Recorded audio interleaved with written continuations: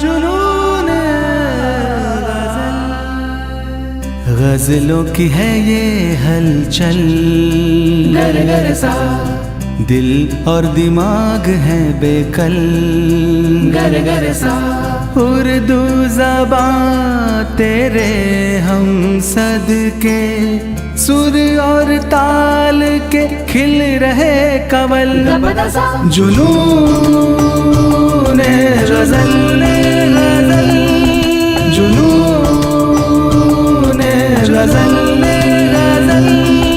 जुनून गजल, जुनून गजल।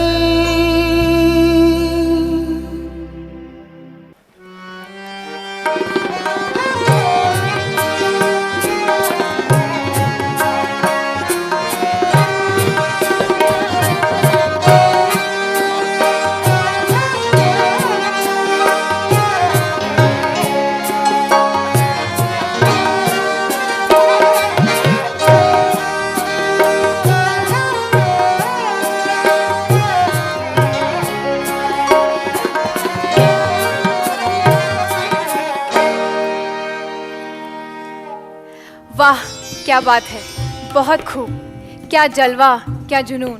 मैं आपकी मेज़बान हर्षिता गौर आपका इस प्रोग्राम में खैर मकदम करती हूँ और इस किस के साथ हम अपने दूसरे मरहले के दूसरे दौर में पहुँच गए हैं। लेकिन उससे पहले आइए इस्तकबाल करते हैं हमारे जज साहिबान का, मोहतरम कुलराज बेदी साहब और मोहतरम विकास आनंद जी। तो आज दूसरे मरहले का दूसरा दौर है, बकिया 3 फनकार यहाँ आके अपने फ़न का मुजाहिरा करेंगे। उनसे क्या कहना चाहेंगे?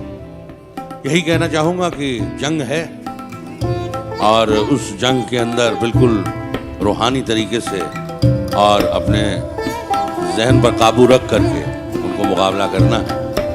कहते हैं, किसी शायर ने कहा है कि कह रहा है मौजे दरिया से समंदर का सुकूत, कह रहा है मौजे दरिया से समंदर का सुकूत कि जिसमें जितना ज़र्फ है उतना वो खामोश है।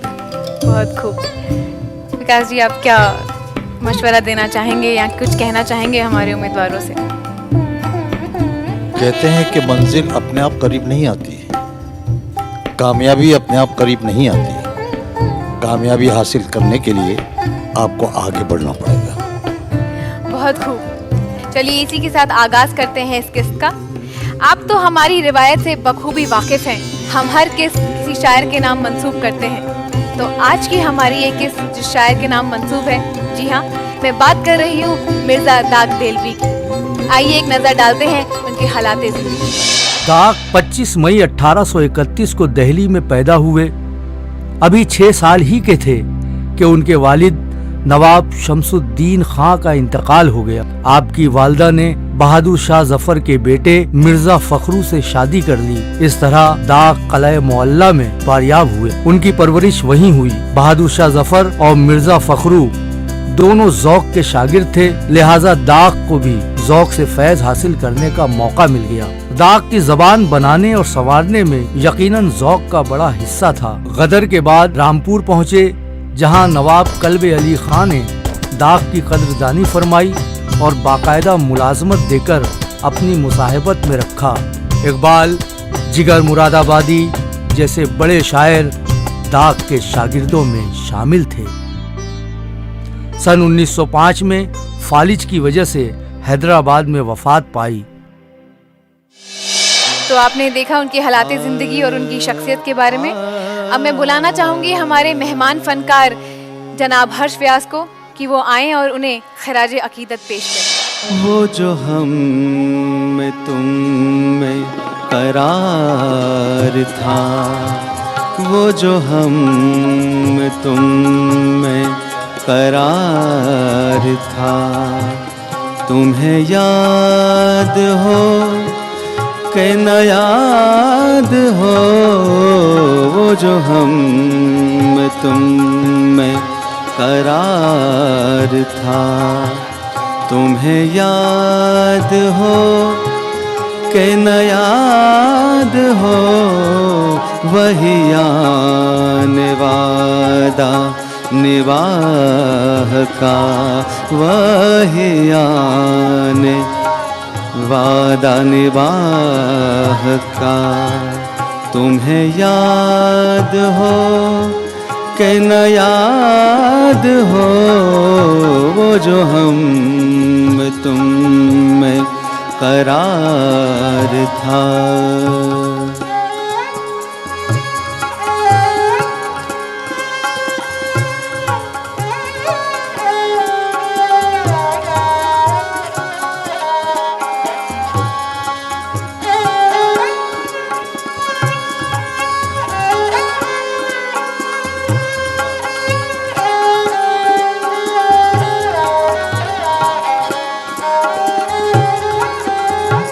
वो जो लुत्फ मुझ पे थे बेशतर वो करम के था मेरे हाल पर।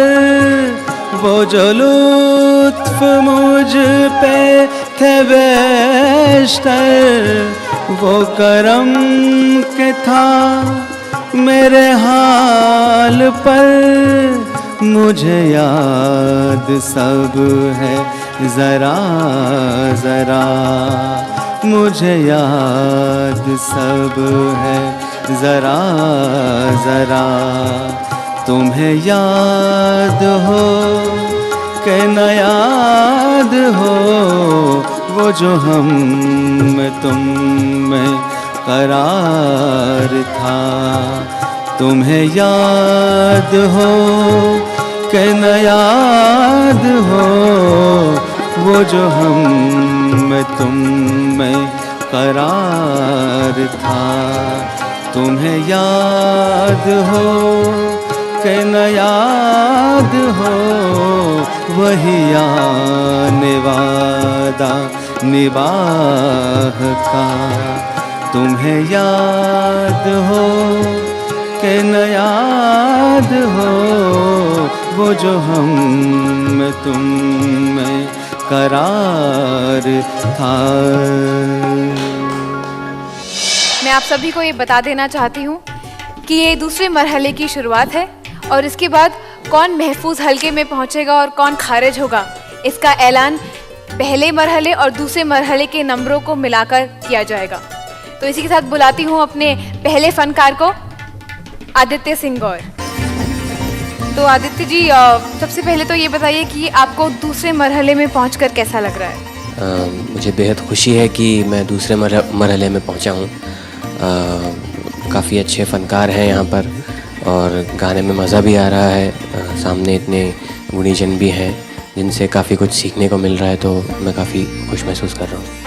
और क्या तब्दीलियाँ आपने अपने अंदर महसूस करी पहले से अब तक? मैंने ये महसूस किया कि उर्दू किस तरह से सही तरह क्या है, उर्दू को बोलने का तरीका क्या है, ये मैंने अपने अंदर एक बदलाव महसूस किया है। और बाकी कोशिश यही करी है कि मैंने कि ज़्यादा अच्छे से गा पाऊँ जो सुनने में सभी को अच्छा लगे। गायकी के किसी अंदाज में आपने कोई तब्दीली महसूस की हो? मैंने ये महसूस किया यहाँ पर आकर कि एक ठहराव या सुकून जिसे अपन बोलते हैं जो गज़ल गायकी में बड़ा ही ज़रूरी होता है, मैंने वो अपने अंदर महसूस किया है कि मैंने उसको बढ़ाने की कोशिश की है। तो चलिए शुरुआत करते हैं आपकी गज़ल के साथ। आए ज़ुबां पे राज़े मोहब्बत मुहाल है, तुमसे मुझे अजीज तुम्हारा ख्याल है।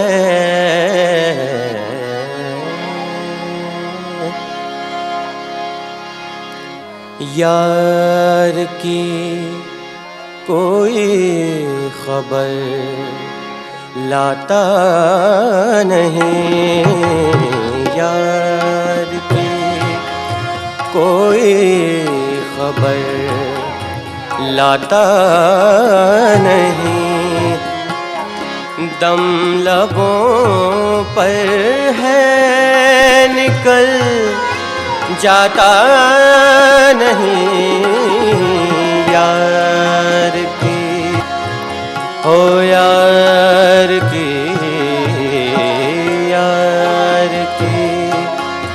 कोई खबर लाता नहीं यार की।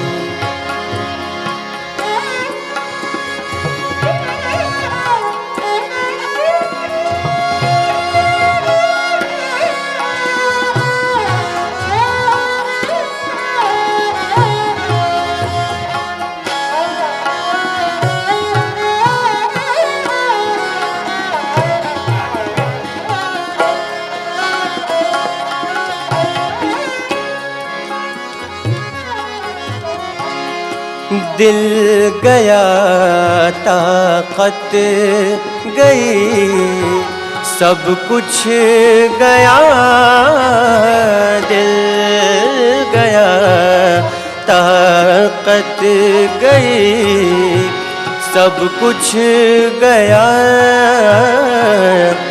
पर तस्वुर आपका जाता नहीं, पर तस्वुर आपका जाता नहीं, बिन तुम्हारे अब रहा जाता नहीं, दम लबों पर है निकल जाता नहीं यार की कोई खबर लाता नहीं यार की कोई खबर लाता नहीं, दम लबों पर है निकल जाता नहीं यार की, हो यार की कोई खबर लाता नहीं।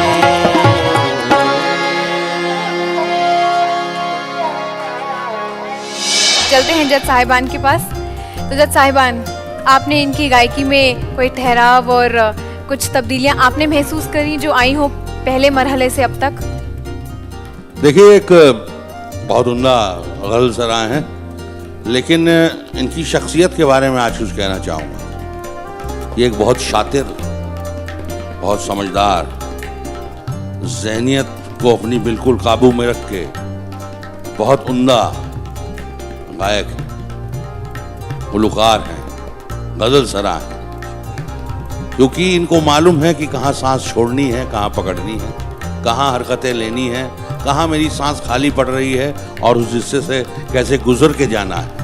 इनको वो सब चीज़ें हैं, और मैं तारीफ़ करना चाहूँगा इनके उस्ताद की भी, जिन्होंने इनको सिखाया है। माशाल्लाह बहुत अच्छा सिखाया है, और ऐसे ही बस आगे बढ़ें, तरक्की करें। आपको यकीन है कि आप कामयाबी का फूल लेकर जाएंगे यहाँ से? मैं यकीन तो इस बात का है मुझे कि मैं कोशिश पुरज़ोर अपनी करूँगा, बड़ी मेहनत करूँगा, और बाकी सब आप लोगों को अगर अच्छा लगा मेरा गाना तो सब आपके हाथ में है। बाकी मेरी कोशिश यही रहेगी कि मैं अच्छा गाऊँ और मैं जीतूँ यहाँ से। मतलब आपने हमारे ऊपर डाल दिया, हमको अच्छा लगे या नहीं लगे। कल को हमने कहा अच्छा नहीं लगा तो आप हमें बुरा कहेंगे? नहीं, मैं आपको क्यों बुरा कहूँगा, आप बड़े हैं, आप कहीं ज़्यादा मुझसे बुजुर्ग गुणी जन हैं आप लोग, तो मैं आपकी गलती कभी आपको कुछ बोल ही नहीं सकता मैं कभी भी। देखिए, बड़ा छोटा कुछ नहीं होता, बड़ा छोटा वक्त होता है जी। जिस वक्त आप इस हारमोनियम पे बैठे हैं जी, आपके सुर लगे सच्चे, जी, गज़ल आपकी नहीं लगे, दरवाज़ा आपका। बिल्कुल सही, हिम्मत मर्दा मदद खुदा। क्या बात। बजा फरमाया आपने। तो चलिए हम सरगम का सिलसिला आगे बढ़ाते हुए बुलाते हैं अपने दूसरे फनकार को, जनाब अनवर। तो अनवर साहब, सबसे पहले तो हमें ये बताइए कि आपको दूसरे मरहले में पहुंच के कैसा लग रहा है? जब मैं यहाँ आया था तो कुछ सहमा हुआ सा था, लेकिन अब ऐसे लग रहा है घर जैसा माहौल है, सभी गुणीजन या मेरे अपने। चलिए तो इसी के साथ शुरुआत करते हैं आपकी गज़ल का। मेरे गम की कोई दवा न थी,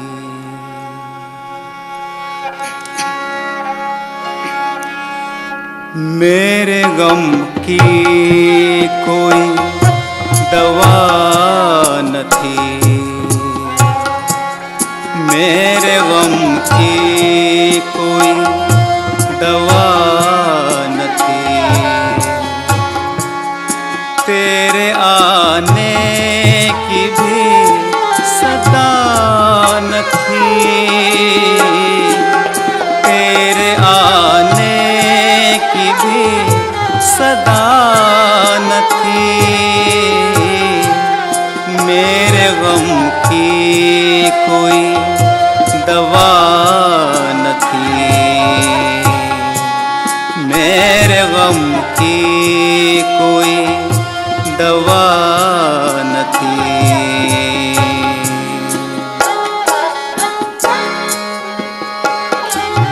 कब तलक सहते हम जुल्मो सितम,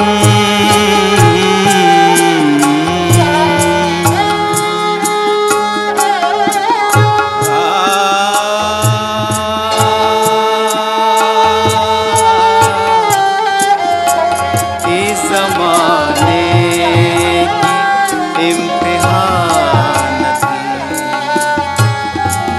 तेरे आने की भी सदा न थी,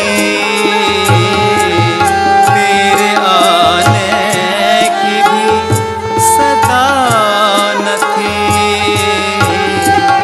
मेरे गम की कोई दवा न थी, मेरे गम की कोई दवा न थी,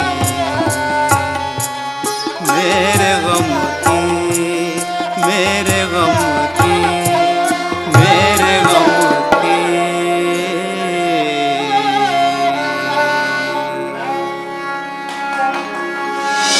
तो जज साहिबान, मुझे तो बहुत खूब लगी इनकी गज़ल, पर फिर भी आप क्या कहना चाहेंगे? अनवर मियाँ, मैं समझ नहीं पाया हूँ कि ये गज़ल थी या गीत था। सर ये गज़ल ही थी, थोड़ी सीधी करके मैंने गाई थी उसको। हो सकता है इसमें कुछ खामियां रह गई हो, मैं आपसे सहमत हूँ। नहीं, खामियों की बात नहीं कर रहा हूँ मैं, गज़ल और गीत की बात कर रहा हूँ। मुझे तो ऐसा लगा जैसे गीत था। जैसी मुझे कंपोजिशन आई मेरे पास में, मैंने उसको निभाने की कोशिश की थी और वैसे मैं निभा पाया। अच्छा एक बात बताइए, आपने कभी किसी से इश्क किया है? सर वो अभी मकाम तो आया नहीं ऐसे कभी। आपको गज़ल के बारे में मालूम है? हाँ, गज़ल मुझे बहुत प्यारी लगती है, सुनता भी हूँ कुछ, और बहुत मज़ा है, सुकून है गज़ल में। उसके लिए आपको इश्क करना पड़ेगा, कोशिश करेंगे सर। क्योंकि आपके जो अंदाज है वो इश्की अंदाज नहीं है। मुझे ऐसा लगा कि आप आवाज़ कहीं जा रही है, आपका दिमाग कहीं और है, और बड़े मुरझाए हुए अंदाज में आप इस गज़ल को या गीत को पेश कर रहे थे। क्यों? शायद सर उसकी सिचुएशन ऐसी थी कि उसमें थोड़ा सैडनेस था, उसके हिसाब से मैंने कोशिश की, लेकिन मैं आपकी बात से सहमत रहूँगा। नहीं अनवर साहब, आप कोशिश कर रहे हैं। मैं देखा जैसा मैंने आपको ताल के बारे में कहा, तो आज आप पूरी अपनी गज़ल के दरमियान गिनते रहे, वो बहुत अच्छा है, और आपकी कोशिश आज कामयाब भी हुई। बस जो साहब ने कहा उस पर ज़्यादा ध्यान मत दीजिएगा, दूसरी तरफ एक पहलू पर ध्यान दीजिए कि अपनी गज़लों के अंदर थोड़ी सी ताजगी लाइए। मैं ज़रूर पूरी कोशिश करूँगा सर, शुक्रिया। तो अब अपनी आवाज़ का जादू बिखेरने आ रही हैं हमारी तीसरी फनकारा अनन्या बसु। तो अनन्या जी, वही एक सवाल जो हम सबसे पूछते आ रहे हैं, कैसा लग रहा है आपको दूसरे मरहले तक पहुंच के? बहुत अच्छा लग रहा है, और मैं अपने आप को बहुत खुशकिस्मत मानती हूँ कि मैं यहाँ तक पहुँची हूँ, और बहुत कुछ सीखने को मिल रहा है। तो क्या सीखा आपने, क्या तब्दीलियाँ महसूस की? गायकी में बहुत सारी चीज़ सीखने को मिलती हैं और मिल भी रही है, और उर्दू के जो तलफ़ुज़ होते हैं वो किस तरह से बोले जाते हैं, किस तरह से हम लोग पेश करते हैं, गज़ल में कितना ठहराव होना चाहिए गाने के हिसाब से, तो वो सब कुछ सीखने को मिल रहा है। चाहिए इसी सीख के साथ हम आगाज़ करते हैं आपकी गज़ल का। जी शुक्रिया। क्या कहूँ तुमसे मैं कि क्या है इश्क, क्या कहूँ तुमसे मैं कि क्या है इश्क, क्या कहूँ तुमसे मैं कि क्या है इश्क, जानकारों है मुला है इश्क, क्या कहूँ तुमसे मैं कि क्या है इश्क, क्या कहूँ तुमसे मैं कि क्या है इश्क, जानकारों है मुला है इश्क, क्या कहूँ तुमसे मैं कि क्या है इश्क, क्या कहूँ तुमसे मैं कि क्या है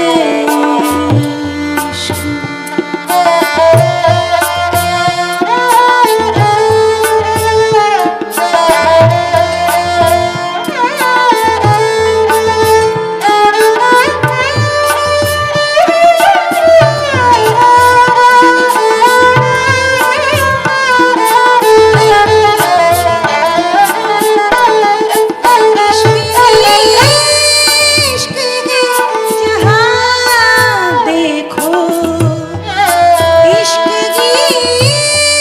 इश्क है जहाँ देखो, सारे आलम में भर रहा है,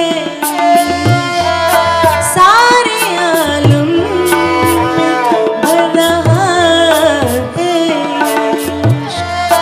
जानकारों है मला है इश्क, क्या कहूँ तुमसे मैं कि क्या है इश्क, क्या कहूँ तुमसे मैं कि क्या है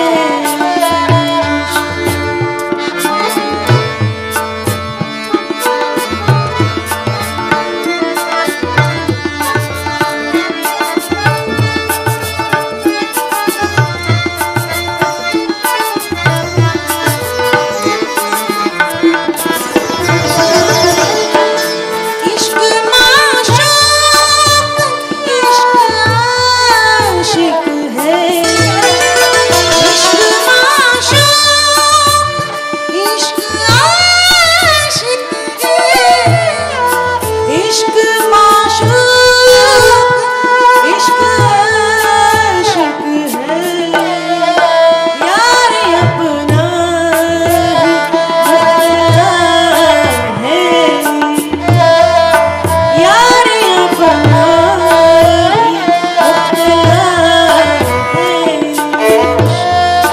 जानकारा है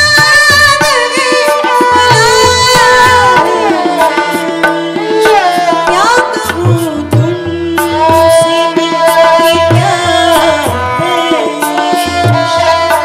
जानकारों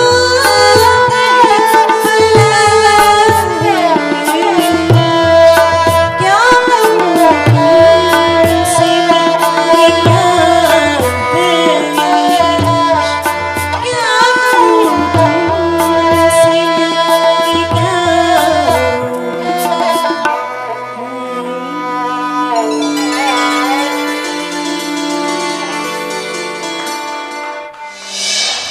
तो जज साहिबान, कैसी लगी अनन्या जी की गज़ल? बहुत खूबसूरत, बहुत अच्छा, बहुत उम्दा। और फिर से कहूँगा कि अल्लाह मियाँ ने बाबुलंद आवाज़ से नवाजा है आपको। संभाल के गाइए, अच्छे से गाइए, आसमान तक जाइए, पाँव ज़मीन पे रखिए। जी सर। अनन्या, जी। तुम्हारा नाम किसने रखा है? मम्मी ने।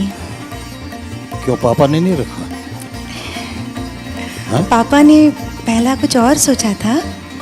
अच्छा। पापा ने पहले अपर्णा सोचा था, तो अपर्णा मेरे फैमिली में मेरी बड़ी सिस्टर का नाम है, कजिन। इसका मतलब क्या हुआ अनन्या? अनन्या का मतलब अनन्या, जिसका कोई तुलना नहीं होता, अपरंपार। अच्छा अच्छा, तभी आपकी कोई तुलना नहीं है किसी अरे के नहीं साथ। नहीं सर, ऐसी कोई है ना? नहीं। मैं कोशिश करती हूँ कि मैं अपने नाम के साथ अपना दिखा सकूँ अपना टैलेंट गाने के माध्यम से। आपकी आवाज़ बहुत ही खूबसूरत है। Thank you. बहुत ही खूबसूरत है। जी और जब आप आसमान तक जाती हैं जी तो उसमें और मज़ा आता है। जी कोशिश कीजिएगा। जी सर, बिल्कुल। यहाँ तक तो पहुँच गई हैं, जी आगे रास्ता बड़ा मुश्किल है। जी सर, बिल्कुल, आपने बिल्कुल सही कहा, और मैं और अच्छा गाने की कोशिश करूँगी। बहुत कुछ सीखने को मिल रहा है। जितने भी कंटेस्टेंट्स हैं यहाँ पे, सब बहुत तैयार कंटेस्टेंट्स हैं। ख़ास तौर से मुझे डर लगता है आदित्य, गिरीश जी, वो लोग बहुत ही काफ़ी अच्छे हैं, और उनसे मैं फ्री टाइम जब मिलता है मैं बात करती हूँ कि इसको कैसे गाया जाता है, कैसे क्या करते हैं। इन दोनों से आपको डर लग रहा है? डर मीन्स मेरा कहने का मतलब है सर कि जी जी, मैं समझ गया जी समझ गया। आवाज से आप इतनी मेहनत कीजिए कि आपके अब्बा हुजूर को लगे कि अपर्णा जीत गई, आपकी अम्मी को लगे अनन्या जीत गई, हमें लगे कि आप जीत गई। जी सर, शुक्रिया। चलिए अनन्या जी, हमें पूरी उम्मीद है कि आप आसमान की बुलंदियों को छू पाएंगी। जी शुक्रिया। इसी के साथ हमारा दूसरा मरहले का पहला दौर यहीं खत्म होता है। आपने आज 3 फनकारों को सुना, और अब बकिया 3 फनकार अपने फन का मुजाहिरा करेंगे हमारी अगली किस्त में। चलिए तब तक इस खादिम उर्दू को इजाज़त दीजिए। खुदा हाफिज।